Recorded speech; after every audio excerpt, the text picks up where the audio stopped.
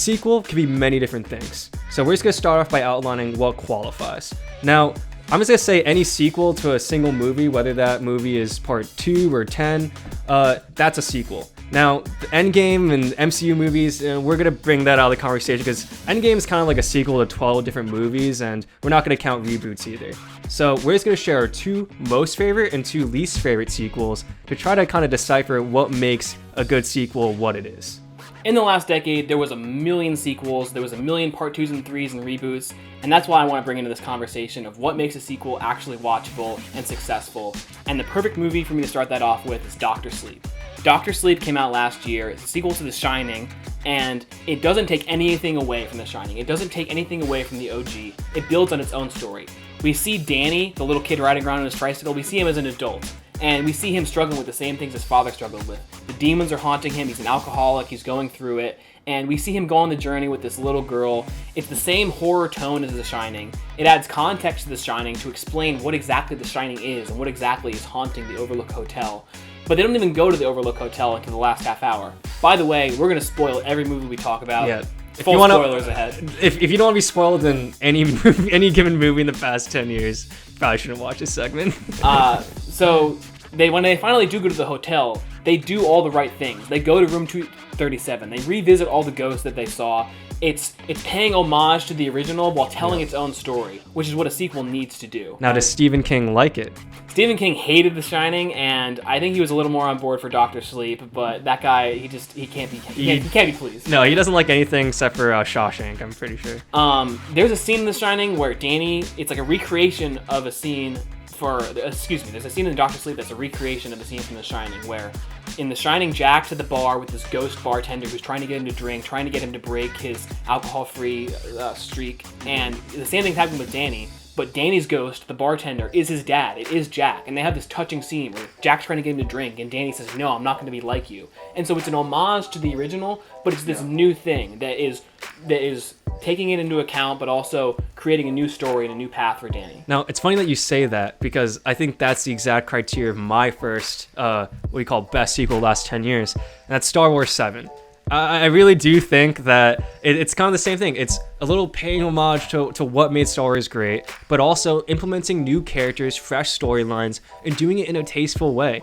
I mean, they picked up 3 British actors from Nowheresville, like off the street, and then you got John Boyega, Daisy Ridley, and whatnot, and they do a kick-ass job. You know, I'm not taking anything away from them, but how they were set up, how they kind of remind you a little bit of past Star Wars characters, how they have those elements and allows you to really identify with them and be bought into them right off the bat. It's a really beautifully done movie. There's some really cool shots there, and I think J.J. Abrams really knocked out of the park, but is it going to get the credit that it deserves? No, it's a Star Wars movie, and people are going to be like, oh, like, why did you do the big blow up the Death Star thing again, and da-da-da. Listen, you were surprised when Han Solo died, and everybody was. It was a great twist. Just accept it as an entertaining, great movie. Good sequels are not easy to come by, especially in Star Wars. Yeah, no, seriously. That movie was a gift. I enjoyed watching it. People like to hate on it now because of the following 2 movies, which we'll get to. Whatever, you watch The Lighthouse, we get it. But I want to get into my worst sequel of the last 10 years, which I'm going to say right now is the worst thing that's happened to humanity in the last year. Toy Story 4. That's a bold statement. Toy Story 4 is the worst thing that's happened to us.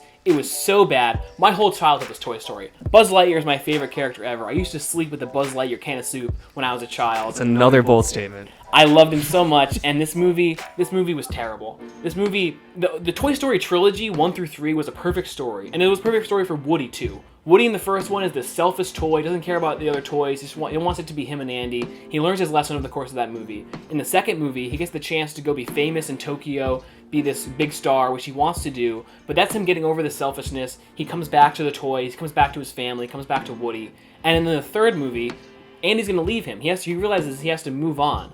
But that scene where they're all in the incinerator and they all hold hands, that's Woody realizing that as long as he's with those toys, as long as he's with his family, he's going to be okay. Whatever kid he's with, wherever he is, he needs his family.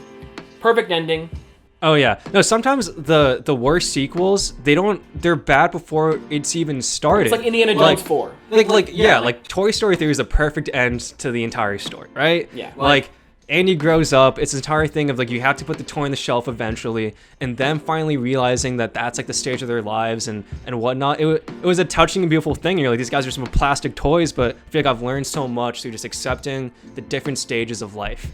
Toy Story 4, it takes Woody and it throws away his whole arc. It throws away everything. Now his problem is that he's too attached to the kid and he has to be more selfish for himself. They don't. The other toys, the other Toy Story toys, are barely in this. Buzz is an idiot. He has nothing to do in this movie. It's all about just Woody chasing around this stupid little fork that the whole plot revolves around him. They go to this antique shop where they're there for the whole movie. There's no toys at the antique shop except for the main villain. Every Toy Story, Sid, Al, and Lotso, Hug and Bear, iconic villains. The villain in this movie, the doll, was terrible. Her goons, the little marionettes. Big Baby in Toy Story 3 had no lines, but he had a personality. These goons in this movie, the marionette dolls, they had no personality. The Toy Story 3, or Toy Story 4, the villain was bad, the final chase scene was bad. Every Toy Story has a great final chase scene. It tried to do so many things, and it failed at all of them, and I think that just like Kingdom of the Crystal Skull, we should just forget this movie ever happened. I'm glad that you mentioned like the mishandling of characters, like development, and also implementing new bad useless characters. And I swear my other picks will not be Star Wars related, I swear. But that brings me into my first worst sequel, which is Star Wars 8. You know, all that build up of Star Wars 7, all of the new characters, exciting things, all these questions to be asked. And what do we get? We get a useless 90-minute casino scene. We get new bad characters we don't care about. In fact, one of the new bad characters prevents Finn from sacrificing himself for the sake of the rebellion, which would have been the one redeeming quality of this terrible movie. All of these new characters are separated from themselves in their own useless storyline. We're like, what does Luke teach Rey? Like, what does like Poe learn from anything in the situation where he's like, we gotta go in there, we gotta take the fight to the Empire. All of the storylines actually add up to absolutely nothing. Yeah. And then you get to the end where you're like, okay, I paid $14 for this. It's okay. It's okay because Finn, he's gonna sacrifice himself for the sake of the rebellion. It's gonna be such a great ending to his storyline. And that doesn't even happen. And that is the most cheated I've ever felt in my life. I don't think I've ever paid for something and received something so much less than the dollar value than it was. And also, I mean, I'm not gonna pretend like it wasn't personal. I mean, like, Star Wars is something that's very personal to me, like Toy Story is to you. And when you mishandle that, it's almost like they're insulting someone you know, like a friend, a relative. You're like, how could you say that how could you do that to whatever? It was, by so many reasons, just a complete mishandling of what J.J. Abrams did in 7. Episode 7 was a lob for the alley-oop. All that 8 has to do was catch it and dunk it. They set up who are Rey's parents, who is Snoke. There's all these cool storylines. And then in episode 8, they all go on their own stories that don't answer any of those questions, and none of them actually impact the plot of the movie. No matter what happens, no matter what they do, they're going to end up on that planet having that fight at the end. There's nothing that these characters do that develops them or develops the plot of the series, which is why I think the third one was so bad. I'm getting mad just thinking about it. Let's just hear your second good one. Let's hear your second. This is going to be some chicken soup for the soul, this movie. 22 Jump Street. You saw 22 Jump Street? I saw it. I couldn't agree with you more. That's why I laughed. I couldn't agree with you more. 22 Jump Street, 21 Jump Street was its own perfect thing. These two guys, Jonah Hill and Channing Tatum, they go into a high school. They go to the high school parties. They play on the football team. There's all these tropes, you know. And then in 22 Jump Street, what do? It's a sequel. You have to kind of try and tell the same vibe of a story, but with a new purpose. And they go to college. Simple enough. The plot is the same. Infiltrate the dealer, find the supplier. They're going to these high school parties in the first one, and this one they're going to the frat parties, and they're trying to join the frat, and it does all the high school things. The sequel does all the college things. It's the same story, same fun characters. They introduce some new ones, and it's a great time. Done well. It's done well. It's like you could watch those two movies. They're great on their own, and they're great together. I mean, it's a similar thing to what I was talking about the Star Wars movie, where you're like, yes, I know they did the kind of Death Star thing again, but it's about knowing what your market wants. And it's about executing that idea well. Sometimes you don't need to change the game, you know? You really just have to... It's like pizza, right? Do we need a pizza burrito? Do we need a pizza cake? No, it's good. It's pizza. It's good in and of itself. And also, the scene where the guy's an ice cream cone because they took... When they trip out on drugs? Okay, yeah. I was going through it in high school, but that restored to me like a new feeling of positivity in life. Just that scene alone made me laugh so hard. And that's the thing. That was another aspect of the first one. In the first one they try the drug. In the second one they also try the drug. Like, they have that classic recreation of that scene, but that had the potential to be so bad you're just copying the first you're like, one. oh my gosh. But they did it perfectly. There's a fine line between laziness and nostalgia when it comes to doing these things. And if you fall on that good side of the line, it's a knock out of the park. Now, sometimes I feel like you do have to change the game. Sometimes I feel like you do have to change the tone of the movie that came before it. And that brings me to this honestly might be my favorite sequel the last 10 years. This period is 10 Cloverfield Lane. Cloverfield in its own right deserves its place. If you're into big monsters, big aliens, destroying buildings, it's a visually stimulating movie. Cool found footage kind of style. You know, it's kind of the Blair Witch Project of apocalypse movies.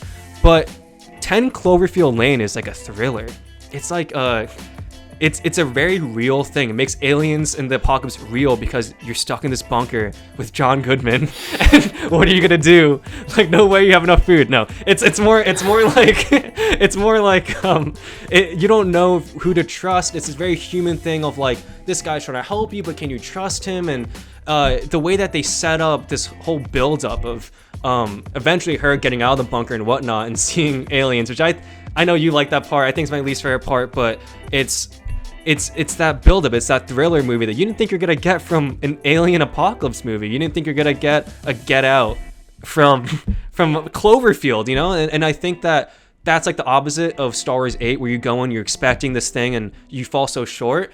I was going into this movie not expecting much, but then I got so much more than I bargained for. In fact, I was just sitting there on the edge of my seat. Low-key, I was in that phase, you know, late in high school, where you're like, no scary movie scares me. Okay? Like, I've seen Unfriended. I've seen it all, man. But that movie, there are times when she looks at the glass and sees the scratches from the inside. You're like, oh shit.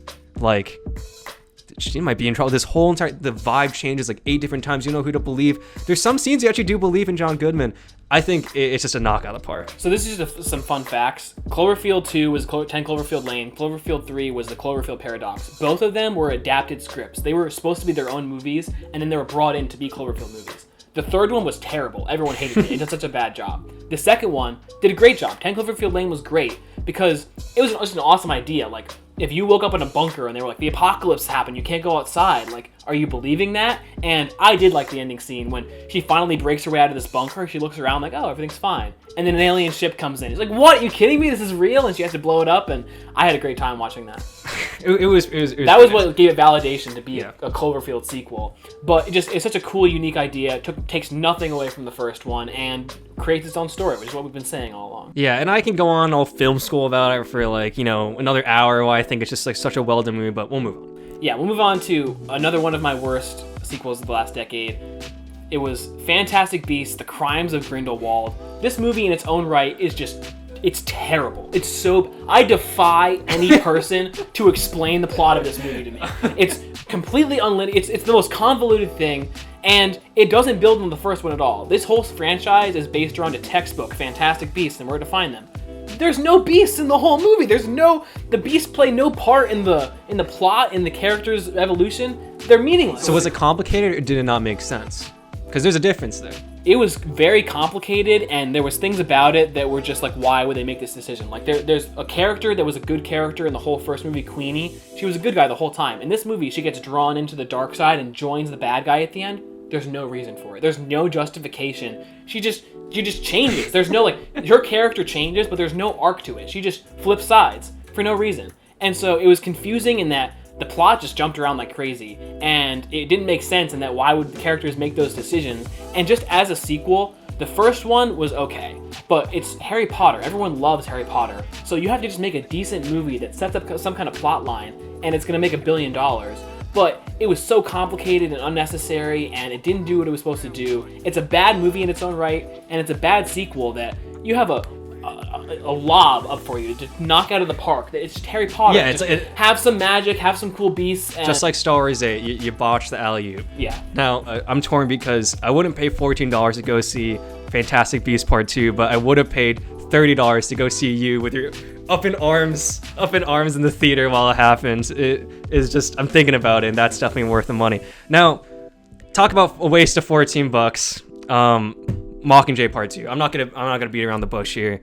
This has to be my worst theater experience in my life. I mean, like, I'm trying not to, like, be, you know, like, oh, I know controversy creates interest and whatnot, but it literally, like, little piece of anecdotal evidence. You know, high school me, I'm dragged into this, you know, big group of friends to go see this movie I don't want to see, and I'm already pissed off. $14 for high schoolers is a lot of money sometimes, and I'm sitting here and I'm like, all right, it could be like the first Hunger Games movie, it could be okay.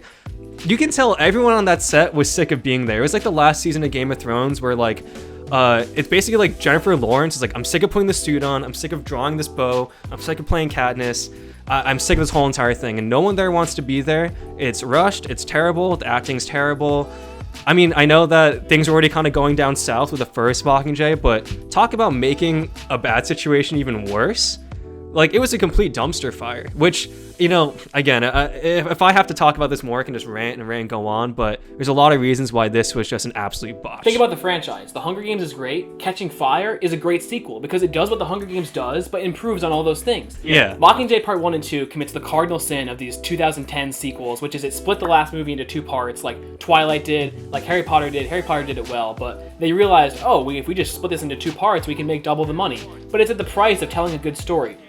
Part 1 and Part 2 on their own were so boring and so long, and they just weren't what we got from Hunger Games and Catching Fire. I like the characters less after watching it, and I like the franchise less after watching it. 100%. So here's our full list so you can see them, the full listed out. Obviously, there's a million more sequels that we loved and hated. Dark Knight Rises, I want to give a shout out to. Of course. But this is, I think, the pillars of good sequels and bad sequels.